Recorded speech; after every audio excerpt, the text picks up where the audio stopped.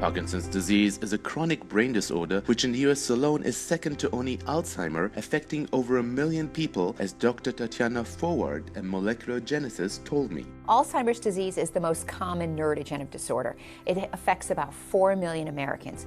Parkinson's disease is the second most common. It affects over 1 million Americans. So it's an important disease that we have no cure for and we really need better treatments for.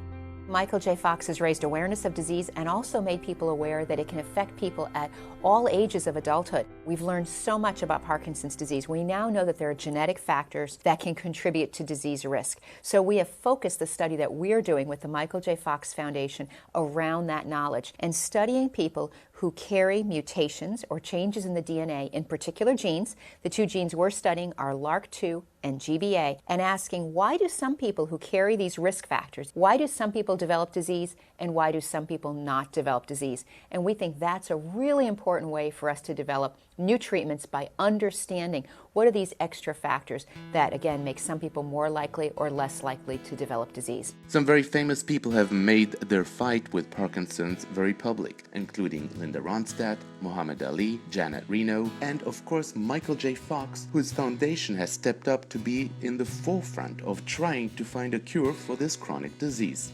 The Michael J. Fox Foundation is researching is genetic testing, as it is trying to decipher if some people with risk factors are more inclined to get the disease.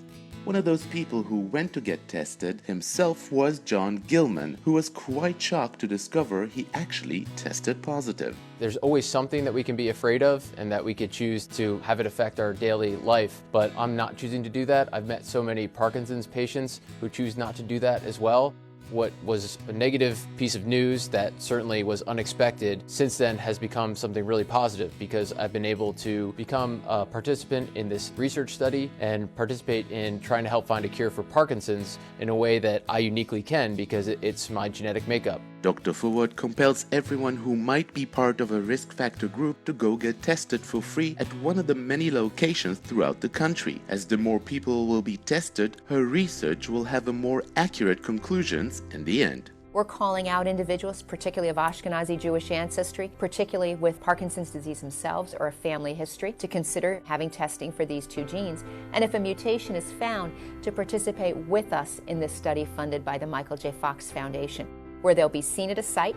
We have 2 in California, actually 3, 2 in the San Francisco area and 1 also at the University of California in San Diego. And we're trying to find things that change in the body that might point us toward better treatments and what we hope is ultimately a cure. There is a light at the end of the tunnel for finding a cure for Parkinson's disease.